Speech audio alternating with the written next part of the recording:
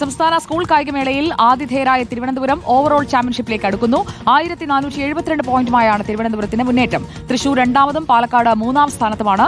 അത്ലറ്റിക്സിൽ 16 സ്വർണവുമായി പാലക്കാടാണ് മുന്നിൽ. നാലാം ദിനമായ ഇന്ന് 19 ഫൈനലുകൾ നടക്കും. സുനിഷ അയ്യല്ലൂർ നമുക്കൊപ്പം ചേരുകയാണ്. Sunisha Ayyallur, good morning. Meet തുടങ്ങുന്ന ദിവസം തന്നെ സുനിഷ പറഞ്ഞിരുന്നു തിരുവനന്തപുരം ഇത്തവണ കലക്കുമെന്ന്. ആർക്കും ഒന്ന് മുന്നേറാനുള്ള അവസരം പോലും കൊടുക്കാതെയുള്ള മുന്നേറ്റമല്ലേ ഈ 4 ദിവസവും നമ്മൾ കണ്ടത്? ഉറപ്പായിട്ടും സുജ, ഒരു സംശയവുമില്ല. ഒന്നാം ദിവസം തൊട്ട് ബഹുദൂരം മുന്നിലാണ് തിരുവനന്തപുരം എന്നതാണ്.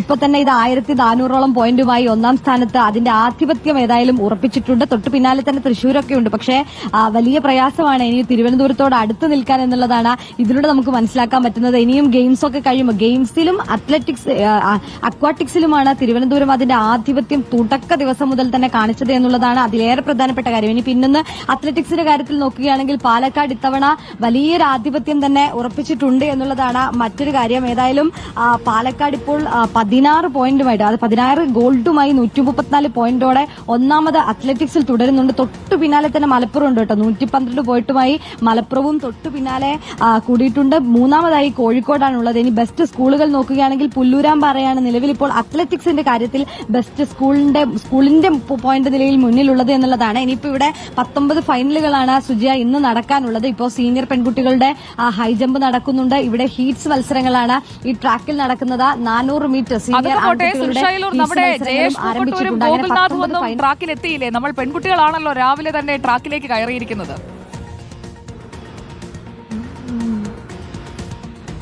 സുജ, ജയേഷിനെ നമുക്കറിയാലോ, ഫുട്ബോളുമായിട്ട് ഏറ്റവും അടുത്ത് നിൽക്കുന്ന, ഫുട്ബോളിൽ ഇത്രയധികം ഇഷ്ടപ്പെടുന്ന, ഫുട്ബോൾ കളിക്കുന്ന ഒരാൾ എന്നുള്ള രീതിയിൽ ഇന്ന് ഫുട്ബോൾ മത്സരം കൂടി നടക്കുന്നുണ്ട്. മലപ്പുറവും കോഴിക്കോടും തമ്മിലുള്ള പോരാട്ടമാണ്. സ്വാഭാവികമായും മലപ്പുറംകാർ കൂടി ഉള്ളതുകൊണ്ട് ജയേഷിന് കൂടുതൽ താല്പര്യം ഉണ്ടാവും അറിയാലോ. അതുകൊണ്ട് ജി.വി. രാജയിൽ രാവിലെ തന്നെ അങ്ങോട്ടേക്ക് പോയിട്ടുണ്ട്. അവിടെ നിന്നും ഈ കളിയൊക്കെ മനസ്സിലാക്കി കാര്യങ്ങളൊക്കെ പറയാൻ ഉടൻ തന്നെ ലൈവിലേക്ക് വരുമെന്നുള്ളതാണ് കരുതുന്നത്.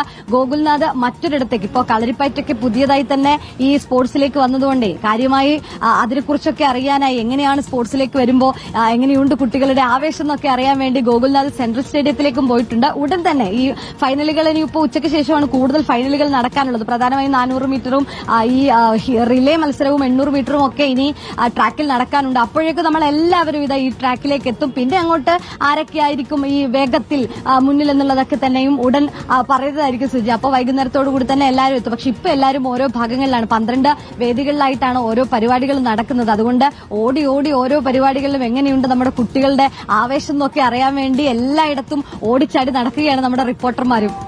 ഓക്കെ സുനിഷ, അപ്പോൾ കൂടുതൽ വിശേഷങ്ങൾക്കായി ട്രാക്കിലേക്ക് സുനിഷയിലേക്കും ജയേഷ് പൂക്കോട്ടൂരിലേക്കും ഗോകുൽനാഥിലേക്കും ഒക്കെ നമ്മളും തിരിച്ചെത്താം. അപ്പോൾ കായികമേള സന്തോഷകരമായിട്ട് മുന്നോട്ട് പോകുന്നു. കാലാവസ്ഥയും ഇപ്പോൾ അനുകൂലമായിട്ടാണ് നിൽക്കുന്നത്. മഴയൊന്നുമില്ല. കഴിഞ്ഞ ദിവസം വടംവലി മത്സരത്തിനിടയിൽ ഇത് വടംവലിയല്ല, ഇത് കണ്ടംവലിയാണ് എന്ന് കുഞ്ഞുങ്ങൾ പറഞ്ഞതൊക്കെ വലിയ ട്രോളായി മാറിയിരുന്നു. അവർക്ക് മത്സരം വീണ്ടും നടത്തണം എന്നൊക്കെ അവർ ആവശ്യപ്പെടുന്നതൊക്കെയാണ് കഴിഞ്ഞ ദിവസം കണ്ടത്. അപ്പോൾ മഴ വില്ലനായിരുന്നു ഇടയ്ക്കൊന്ന്. പക്ഷേ ഇന്നിപ്പോൾ മാനം തെളിഞ്ഞു നിൽക്കുകയാണ്. കുട്ടികളുടെ മനസ്സും തെളിഞ്ഞു നിൽക്കട്ടെ. നല്ല നല്ല മത്സരങ്ങൾ ഇന്നത്തെ ഫൈനലിൽ എല്ലാവർക്കും മികച്ച പ്രകടനം കാഴ്ചവെക്കാൻ സാധിക്കട്ടെ. അപ്പോൾ വിശേഷങ്ങൾ പറഞ്ഞ് നമ്മളിങ്ങനെ